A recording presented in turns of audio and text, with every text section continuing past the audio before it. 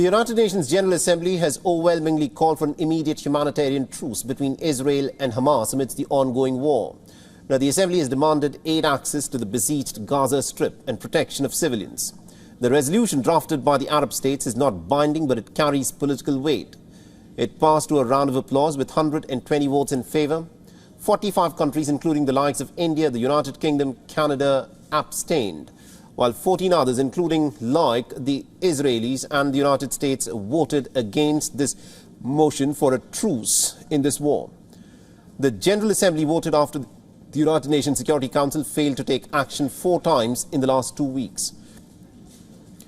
Now, Israel, remember, which wants this war to continue, has called this resolution as an infamy and has said that the international community preferred to defend Hamas instead of Israel. On the other hand, the Palestinians welcomed the symbolic resolution at the Assembly. Why are you defending murderers? Why are you defending terrorists that deliberately beheaded children and abducted babies? What is going on here? This must make each of you ask yourselves what the true aim was when this resolution was submitted. The gratefulness from the Palestinian people, from the leadership of the Palestinian people, from the people of Gaza who are facing this war. We are grateful to you. You are true brothers and sisters to Palestine. We will never forget this position that you took during these days and the firmness that you demonstrated along with our brothers and sisters in the Organization of Islamic Cooperation, and we prevailed, we succeeded, but this is only chapter 1. Keep in mind, just 14, that is, including the United States and Israel, just 14 states voted against a truce. And that will give you an idea of how popular this war is, because the public opinion across the world is quite clearly against this war. Now, Canada led a bid to try and amend the resolution to include a rejection and condemnation of the attacks by Hamas and the taking of hostages, but it failed to get the 2/3 majority that is needed. It garnered just about 88 votes in favour, 55 against, and 23 abstentions. India's Deputy Permanent Representative at the United Nations reiterated New Delhi's stance on Palestine and pledged support for a 2-state solution through direct peace negotiations.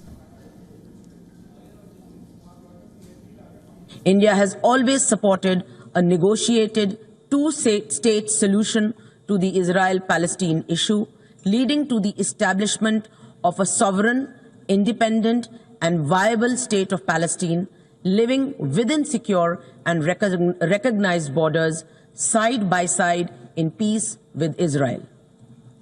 For this, we urge the parties to de-escalate, eschew violence and work towards creating conditions for an early resumption of direct peace negotiations.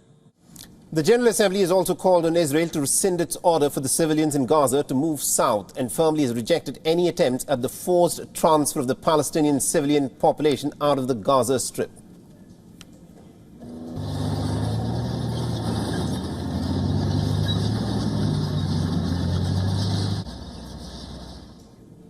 And also, our correspondent Susan Tehrani has been tracking the story very closely for us and has sent us this report from New York. Listen in.